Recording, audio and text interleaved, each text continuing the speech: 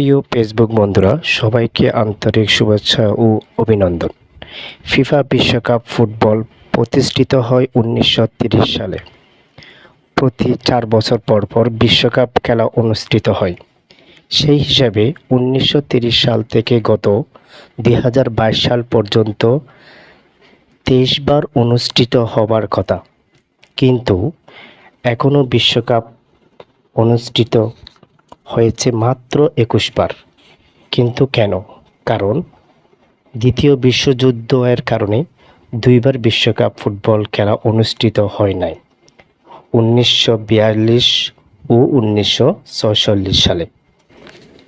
এবার 2026 সালে বিশ্বকাপ ফুটবল 22তম অনুষ্ঠিত হতে যাচ্ছে।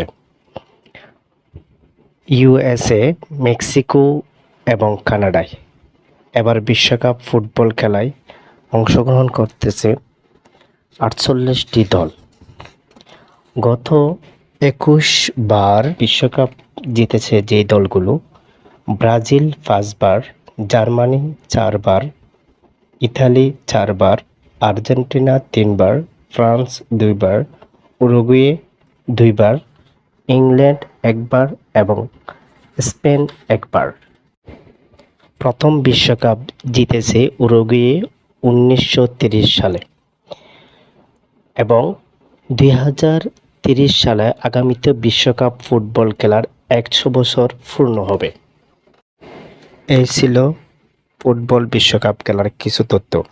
এবার আসি আমাদের বাংলাদেশের দিকে। ফুটবল বিশ্বকাপ আসলে দেখা যায় আমাদের বাংলাদেশে কিছু অদ্ভুত কাণ্ড। এখানকার মানুষেরা 2টি দলে বিভক্ত হয়ে যায়, কেউ আর্জেন্টিনার, কেউ ব্রাজিল। অথচ খেলায় অনেক দেশের অনেক দল অংশগ্রহণ করে থাকে, কিন্তু এই 2টি দল ছাড়া বাংলাদেশি লোকেরা অন্য কোনো দল বুঝে না। তারা মনে করে আর্জেন্টিনা আর ব্রাজিল প্রকৃতপক্ষে বিশ্বকাপ ফুটবল খেলার রাজা, আর বাকিরাই হচ্ছে ভাড়াটিয়া খেলোয়াড়। তাই তারা পতাকা প্রতিযোগিতায় নেমে পড়ে। কেউ আর্জেন্টিনার পতাকা উত্তোলন করে, কেউ বা ব্রাজিলের পতাকা। কারো গায়ে ব্রাজিলের জার্সি, আবার কারো গায়ে আর্জেন্টিনার জার্সি ছাড়া কিছুই থাকে না।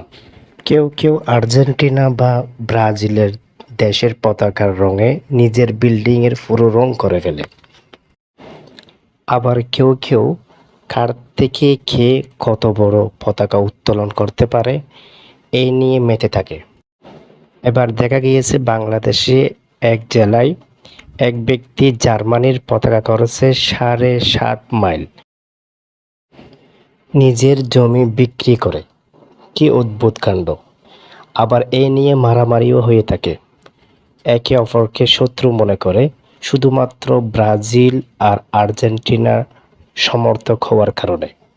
কিন্তু 90-95% মুসলমানের এই দেশে এরকম বিশ্বকাপ খেলা এবং খেলোয়াড়দেরকে সমর্থন করা কতটুকু যৌক্তিক, ধর্মীয় দৃষ্টিকোণ থেকে এই বিষয়ে কারো মাথা ব্যথা নাই।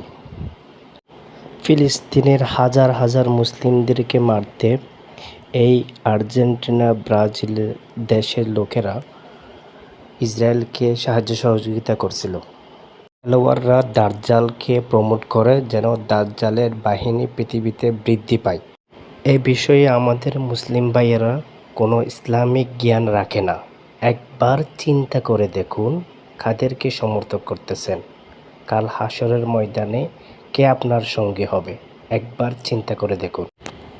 আল্লাহ হাফেজ।